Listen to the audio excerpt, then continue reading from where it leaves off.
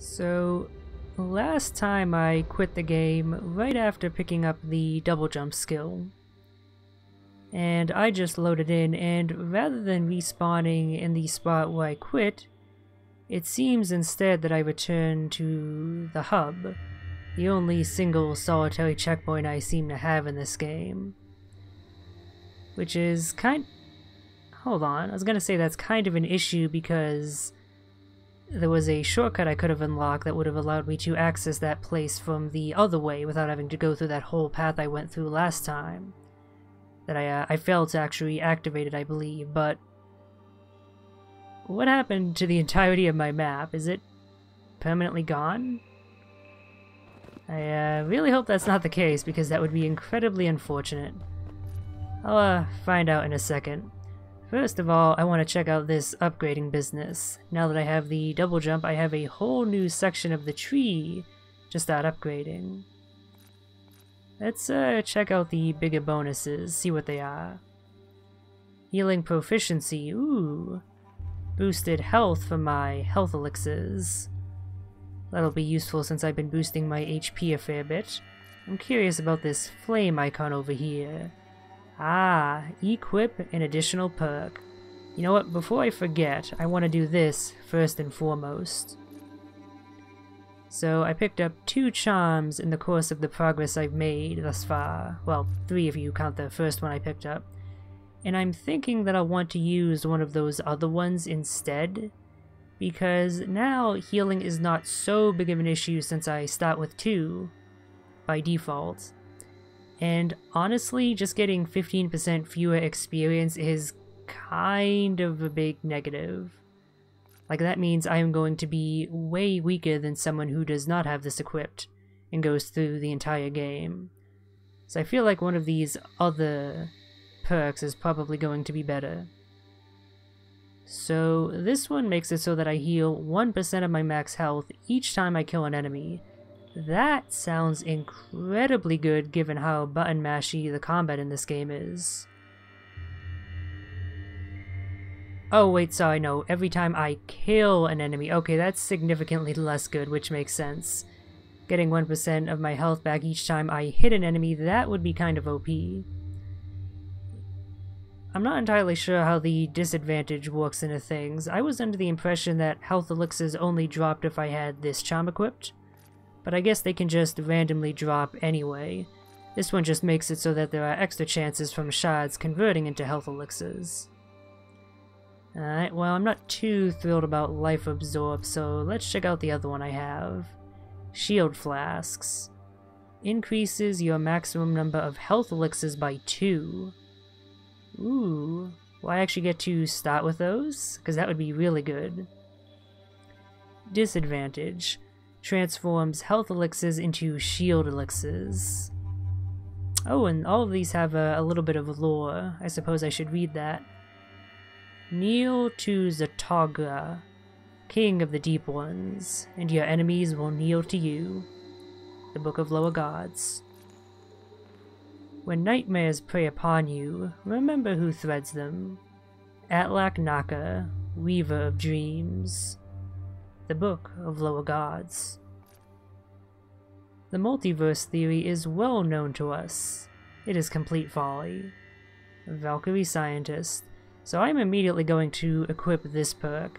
I think I understand what it does. Let me just leave the upgrade screen for a second. Yeah, so now I have 4 flasks, but rather than recovering my HP, they must recover my shield. I'm not entirely sure how I feel about that.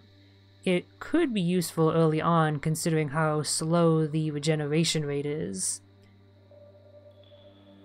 Yeah, that actually might be more effective overall than having health elixirs at this stage, I'm not sure. I'll go with it for now. Just to try out something new.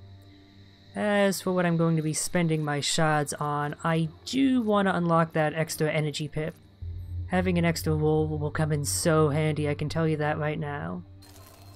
And oh yeah, each of these big nodes seems to have a little bit of lore as well. So let's read that. The Revitalizer Device 11 is my newest invention, and I am quite proud of it. Replenishing our men's energy should be a priority considering the harshness of the world. Colton McCarthy, Valkyrie Scientist. Pray to the lower gods, that death not find you. Eschaton Prayer Book. Acevedo came up with a contraption called the Automated Regenera Prototype 05. It allows the deflecting shield to regenerate faster, which is pretty amazing considering the original product's limitations. Colton McCarthy, Valkyrie Scientist. Okay, that's probably going to be a name that's going to come up a lot, so I'll try and keep that one in mind. When the world still prospered, we were a band of mercenaries. The name Leonard Waters had a reputation, and we lived up to it. Hey, Waters was mentioned by the voice that has been speaking to me, the shining trapezahedron. I think that voice mentioned Waters when talking about the incinerator room for the Elder Shards.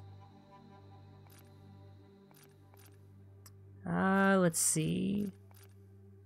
We traveled around doing jobs for cash. We had a strict personal code, and no one had power over us. Life was good.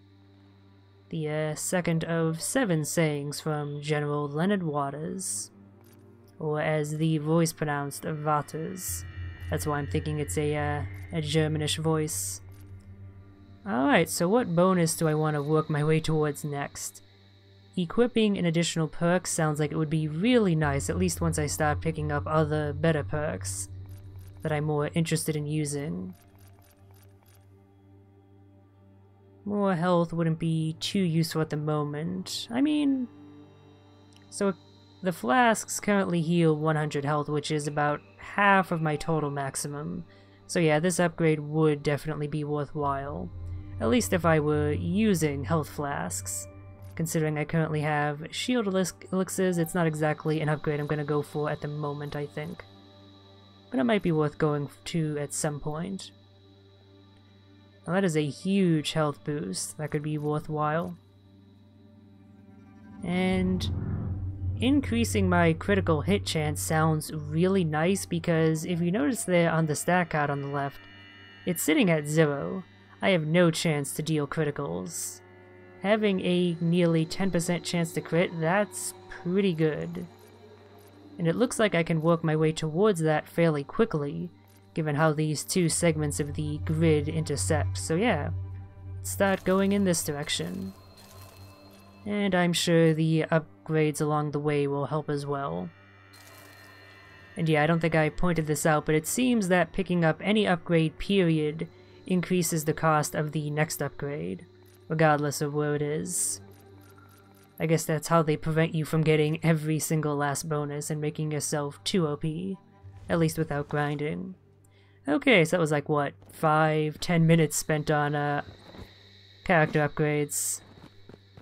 That's gonna happen from time to time in a game with character creation as complex as this. Not character creation, character upgrading.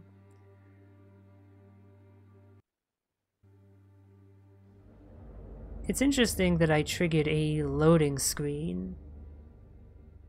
I guess that means it's regenerating the world once again with a new design. I'll admit, I'm not a fan that happens when you quit the game, because sometimes when you quit the game, it's just because you want to take a short break and you don't want the game to melt on your computer in the meantime. That's an especially important consideration when you have a gaming laptop like I do. They don't tend to handle heat all that well. There's not exactly room in the casings for especially good heat sinks. So being forced to have a new level layout to go through and starting back at the beginning simply from quitting out isn't the best design decision, in my opinion. But it's just something I'm gonna have to deal with. It shouldn't be too big of an issue. Alright, so yeah, new set of rooms to deal with. So, where was that upgrade I picked up? It was right there, yeah. You see that little filled in square icon? And that was the shortcut I mentioned. And because I didn't unlock it at the time, I'm now gonna have to go all the way back around if I want that back. Although, I'm honestly not sure if that's all that worthwhile. Simply because the amount of screens I have to travel from the upper route and that new lower route that I would have unlocked seem to be roughly equal. So I guess it wouldn't have been too helpful. So the real question is, which direction do I head in? I was making progress over in this general direction, but I stopped because I was like, oh, okay, I probably need a double jump or some sort of movement upgrade here. I finagled my way up with wall jumps and air launches, but that clearly wasn't what the developers intended. And then there was a wall where I couldn't even do that over here, where I just absolutely had to have the double jump. Let's go over there. It's a bit closer by, and I'm curious where it leads. Oh. Alright, gotta watch out for the thorns. Hey, double jump time. Wonder how long before I start getting ambushed by enemies. Probably not all that long. Enemies incoming in 10, 9, 8, 7, 6, 5, 4, 3, 2, 1. Oh right, those are just the pistons. It's a somewhat similar sound effect to is what's made when the hunters spawn in. That's why I sped up my count. Oh, I can't even do that right. Okay, so it seems we have a recolor of the Araneas. These are Dea Enemies and Dea Meteoroid. So I guess these are the ones that have evolved in this region of the game. And they are slightly more advanced. Not just having more stats it seems, but actually having slightly extended attacks, at least in the case of the Meteoroid. Having a 2-attack pattern rather than a single attack pattern as the previous ones I've encountered.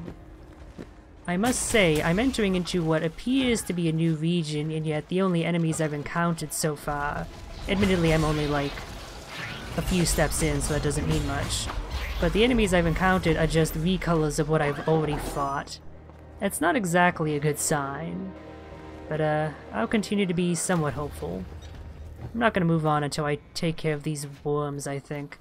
I really don't want them hassling me when I start fighting other hordes.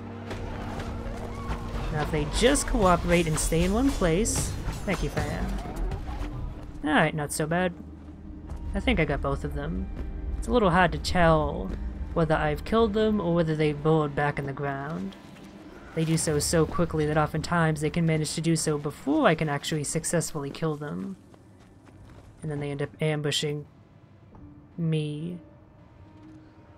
Okay, good. I do have another path. I was gonna say, if this just ended up being a dead end, I was gonna be super disappointed. But no, I have another path over this way, and that's what I meant to take.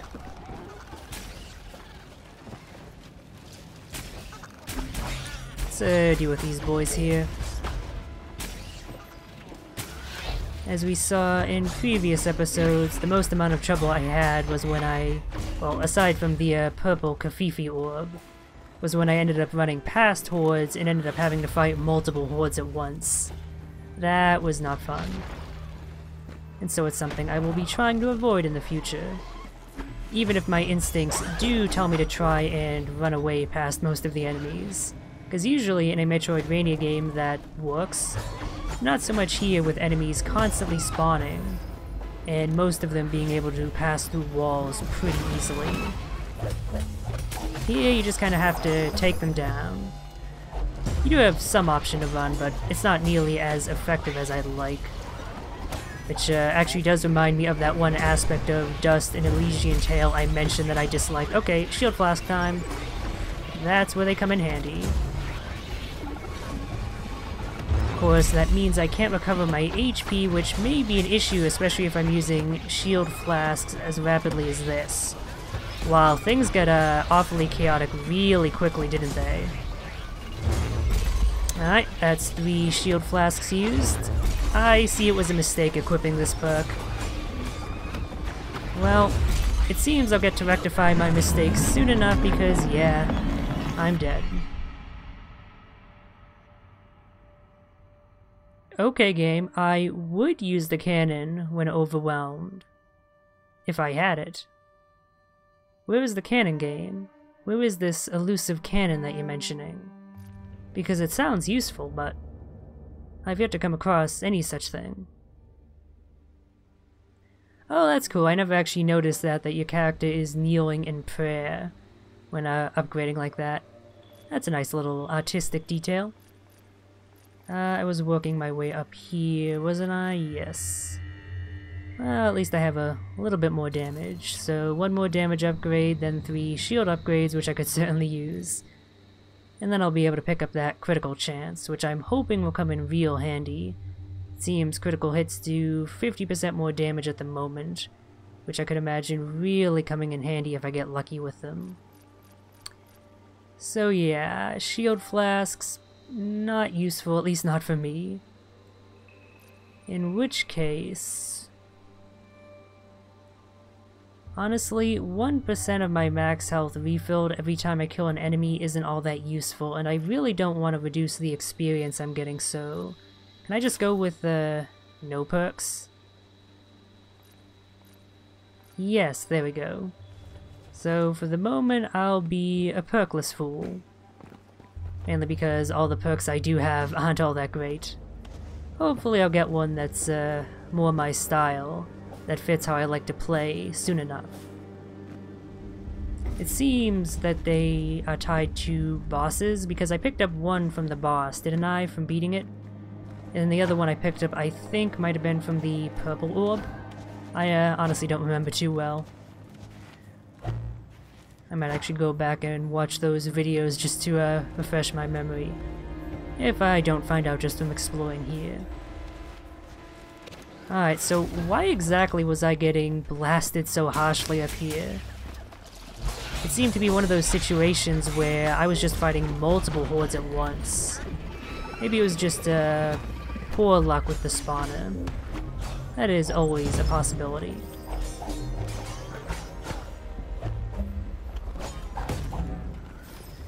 I do wonder if I'll get more information about exactly how the enemy spawning mechanics work, or if that's just something I'll have to figure out on my own, just from what happens to me. Because there are so many questions I have.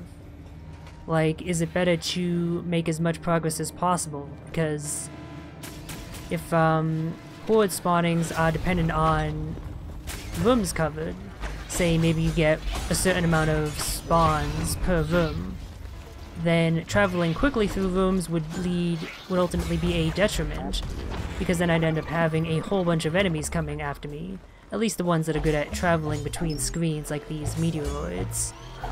But if instead it's based off of time, it would be much better to make as much speedy progress as possible,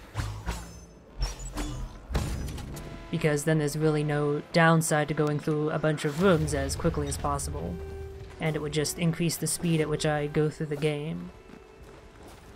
And I really don't know which is the case, and I probably won't ever know for sure. I'll just have to make the best educated guess possible just from what experiences I have. It would be nice if I could get some more information from a loading screen tip, that is for damn sure. I gotta say, I like the level design here. There's a bit more platforming involved in this segment, which hasn't really been something thus far, and it's somewhat novel. As a human, I naturally love novel things. Perhaps not actual novels, considering it's been years since I've read a book. I think the next book I'll read will probably be whenever Brandon Sanderson gets around to publishing the next of his Stormlight archive. That is probably my favorite book series / fantasy series thus far. Okay, I like this for the platforming, but it doesn't exactly work all that well with the combat.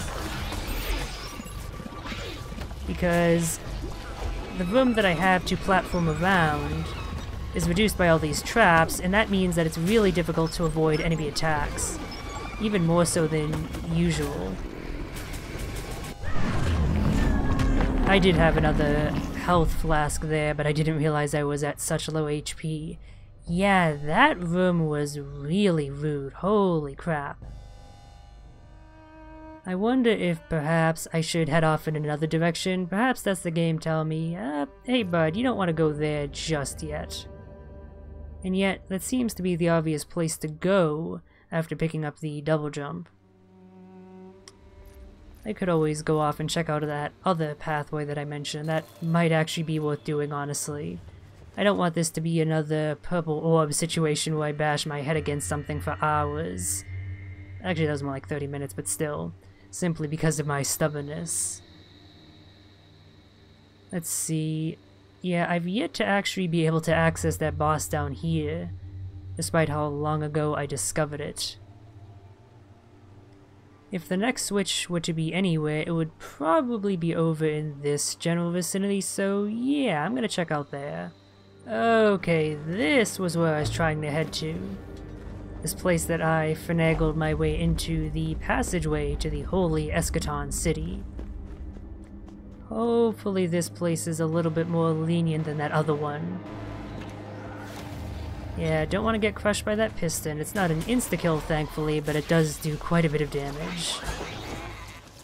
Okay, that's not what I was hoping to see. These are the exact same upgraded variant that showed up in that other area, so yeah, I guess regardless of which direction I head in, I'm gonna have some troubles ahead, clearly. I guess I just need to get good then. There's nothing else for it.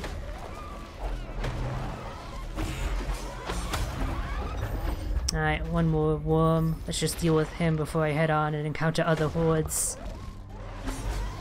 Well, honestly, when I'm fighting them in a big open room like this, it's not so bad. It was the issue of that one nasty sequence in particular where I had a whole horde of enemies. And a really tricky platforming room, rather. That's what ended up killing me, really. I just had no way to avoid taking damage, whether from collision with thorns or from the enemy's attacks. I feel like that's something the developers should have considered somewhat. Maybe lessening up or preventing enemy spawns entirely if you're in a platforming-based room. Simply so you don't have that compounding difficulty. Then again, maybe it's not such an issue if you're not playing on hard like I am. What does make a good litmus test for the design of a game, how good it is. It can lead to some somewhat skewed experiences. Namely, your shield breaking way faster than the developers necessarily intended. Because one other aspect of hard is that sometimes the developers intend it to be done only after you've done a playthrough first, and thus have some amount of experience. I imagine that's not the case here, simply because of the insane difficulty that is unlocked after beating the game once. That's the one that is clearly meant for future playthroughs, once you know what you're doing. Okay, seriously, why do enemies keep spawning? Like, I just took down a horde, and now there's another one, and I'm going to end up dying again, aren't I? God damn it. This is... yeah, I'm dead. I'm just gonna see how far I can get by running. Probably not very far with all these meteoroids. Yeah, what do you know? See, this would be a helpful tip if there actually were a lot of helpful shortcuts. The shortcut design in this game is kind of complete garbage, at least thus far. Let me wait for this loading screen to be over. It shouldn't take too long. I'm gonna bring up the map to emphasize what I mean. Let me just pick up some upgrades first. Okay, nice. So the next time I die, I should be able to get this critical chance. Perfect. So, bringing up the greater map. Notice how all of these paths end up forking off in their own direction. Sometimes they end up connecting back around to one another. But notice how they really don't end up working back to your single solitary spawn point all that often. In fact, the only other doors at the spawn point are these locked ones that looks like I'm going to have to go through a whole bunch more areas to actually access. And that results in the shortcut design being kind of bad because I still have to go through all of these rooms to get back to where I died. And that's just a lot of wasted time because I have no trouble taking care of the easy enemies on the way. So it basically is just a time waster until you actually get to the new area. I do know which direction I want to head in now though. I'm going to head back to the right where I first got reamed horribly, because I noticed that battery icon there. I'm assuming once I activate that I'll be able to fight this boss down here. And maybe that'll uplift my spirit somewhat. At least if it ends up being something unique as opposed to just a... Okay, so this was the hell room that I was in last time. I'm just gonna try and get through it as quickly as eldritchly possible. Gotta make sure I'm accurate with my words. So that way, when the hordes inevitably spawn, I won't be in as bad of a spot. I did waste a little bit of time there, but I really want that treasure. I need those upgrade jujus.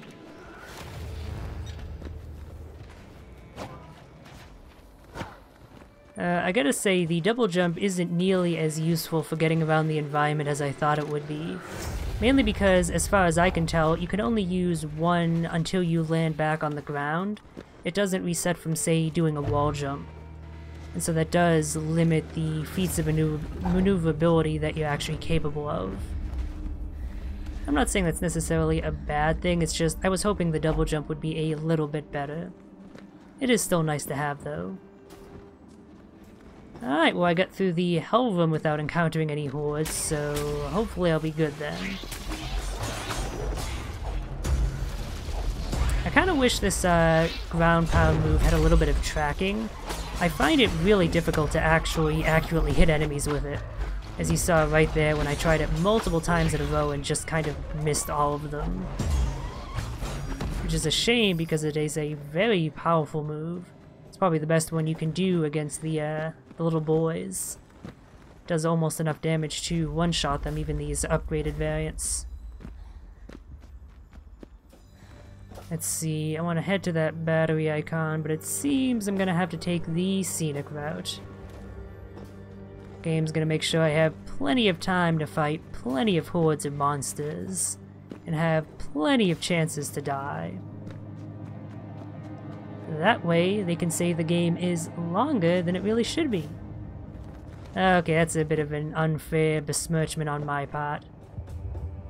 That's probably not the case. You rarely see developers doing that trick anymore. Simply because it does result in negative reactions.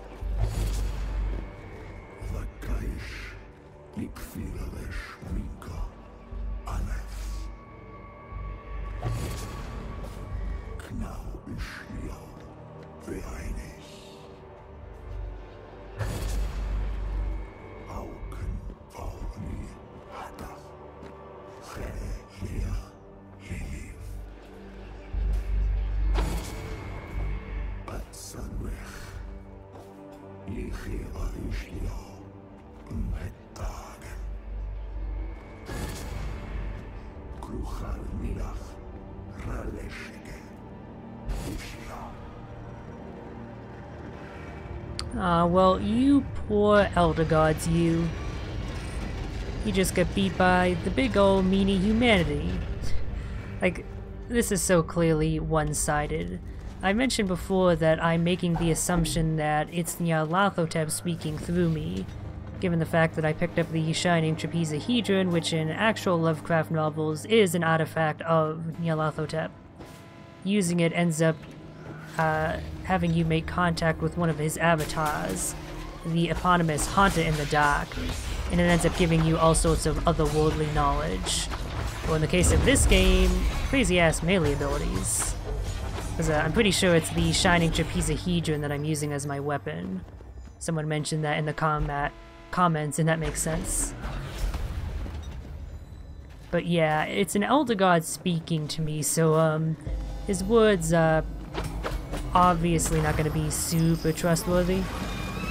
Now, that's not going to change the fact that I'm still going to go down the Eldritch path. Nothing will change my mind about that, but I'm not doing it because of what he says, because, oh, the big old meanie man kind of stepped on your Elder God foot. Like, no, you're an Elder God. I don't care what the developers have ended up doing in this setting. You're still kind of above humanity. That's like the entire thing with what an Elder God is supposed to be. In which case, you really can't cry follow at whatever the Axe Man does.